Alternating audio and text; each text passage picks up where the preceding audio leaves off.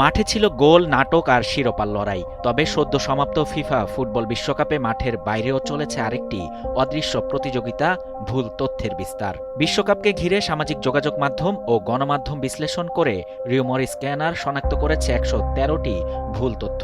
পাশাপাশি ২২টি ঘটনাকে কেন্দ্র করে বাংলাদেশের ৭৮টি গণমাধ্যমে প্রকাশিত হয়েছে ১৪৩টি ভুল প্রতিবেদন, যা মূলধারার সংবাদ মাধ্যমেও তথ্য যাচাইয়ের ঘাটতির চিত্র তুলে ধরেছে।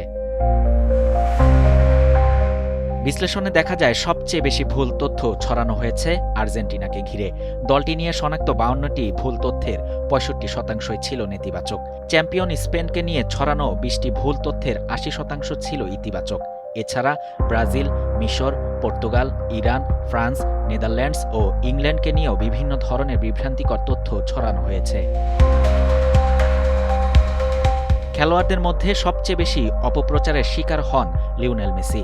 তাকে নিয়ে শনাক্ত ২২টি ভুল তথ্যের ৬৪%ই ছিল নেতিবাচক। এছাড়া Lamine Yamal, Neymar junior, Cristiano Ronaldo, Kylian Mbappe, Erling Haaland সহ আরও অনেক ফুটবলারকে লক্ষ্য করে বিভ্রান্তিকর কন্টেন্ট ছড়ানো হয়েছে।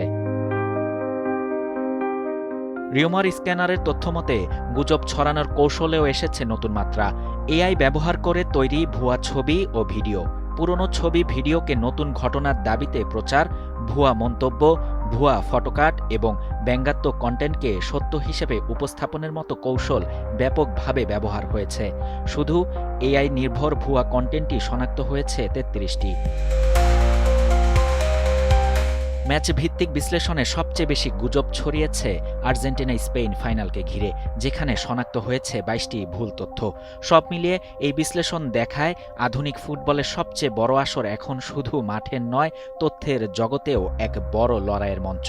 প্রযুক্তির অপব্যবহার, সামাজিক যোগাযোগ মাধ্যমে দ্রুত বিস্তার এবং যাচাইহীন তথ্য প্রচারের কারণে বিশ্বকাপ জুড়ে গড়ে উঠেছে এক সমান্তরাল ভুল তথ্যের টুর্নামেন্ট। শাহরিয়ার শাফাত, বাংলা নিউজ 24।